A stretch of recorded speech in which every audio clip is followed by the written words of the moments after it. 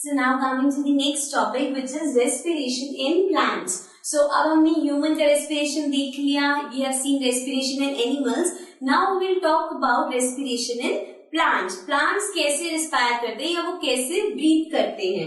So we know that plants also respire. So ये तो हमें पता है कि भैया, और कैसे पता है, क्योंकि यूजुअली हमने ये सुना हुआ है कि हमें ऑक्सीजन कहाँ से मिलती है, प्लांट से. तो हमने सुना हुआ है कि वो कार्बन डाइऑक्साइड लेते हैं और ऑक्सीजन छोड़ते हैं. जैसे हम क्या करते हैं, we inhale oxygen and exhale carbon dioxide, right. तो इसका मतलब ये तो पता है कि प्लांट्स भी रेस्पिरेशन करते हैं. They take in the carbon dioxide present in the atmosphere and use it in the process of photosynthesis to produce food. So carbon dioxide लेते हैं एंड फोटोसिंथेसिस के प्रोसेस में उसको यूज करते हैं एंड अपना फूड बनाते हैं, right. As a result of photosynthesis in plants, they release out oxygen in the environment. So as a result of photosynthesis, जब photosynthesis होता है तो environment में oxygen release होती है, right? All the parts of the plants can independently respire. That is, they can take in the carbon dioxide and release oxygen on their own. So plants के जितने भी parts हैं वो independently respire कर सकते हैं.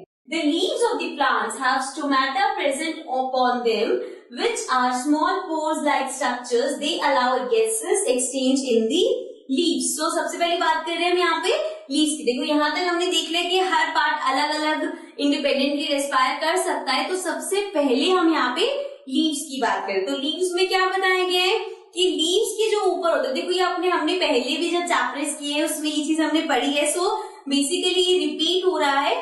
तो क्या होता है, लीव्स के ऊपर स्मॉल ओपनिंग्स होते हैं या स्मॉल पोर्स होते हैं जिनको हम बोलते हैं स्टोमाटा. अब ये स्टोमाटा हेल्प करता है, या आप कह सकते हो वो जो स्मॉल ओपनिंग्स हैं, पोर्स हैं, वो हेल्प करते हैं कि गैसेस एक्सचेंज हो सके, राइट. सो इस तरह से लीव्स रेस्पायर करते हैं. अब हम आगे चलते हैं, आगे देखते हैं बाकी पार्ट्स कैसे रेस्पिरेशन करते हैं.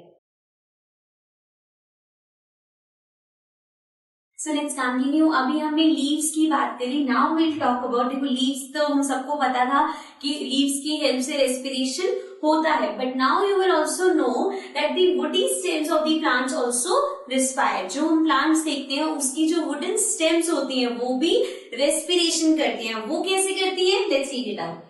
This is because of the presence of special tissues called lenticels. So lenticels नाम की टिश्यूज होती है स्टेम्स के अंदर जिसकी हेल्प से रेस्पिरेशन पॉसिबल होता है.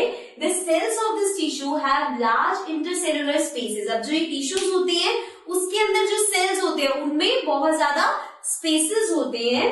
They exist as dead cells on woody plants and roots and allow the exchange of gases. तो वो एक तरह से डेड सेल्स की तरह होते हैं लेकिन वो अलाउ करते हैं कि गैसेस का एक्सचेंज हो सके. सो मीन्स ये टिश्यू बहुत ज्यादा इंपॉर्टेंट है, इसी की हेल्प से रेस्पिरेशन हो पाएगा. So the bark of trees although is impermeable to gases, hence these tissues serve an important purpose of respiration in the stems. Now impermeable means कि अब जो wooden stem है वो अलाउ नहीं करती कि कोई भी फ्लूइड या कोई गैस पास थ्रू हो सके. So therefore it is these tissues जिसकी हेल्प से गैसेस एक्सचेंज हो सकती हैं.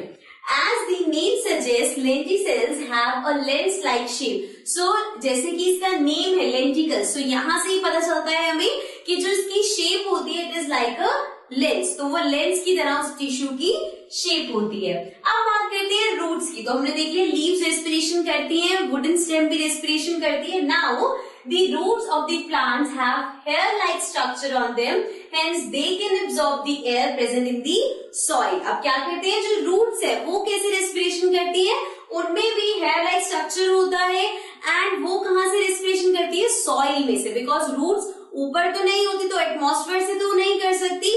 रूट्स होती है अंडरग्राउंड, मीन्स वो सॉइल में से जो गैसेस होती हैं उनको एब्जॉर्ब कर सकते हैं. सो वहां से वो रेस्पिरेशन करते हैं. ओके, सो ये था हमने यहाँ पे पढ़ा respiration in plants. Now we move to the next topic.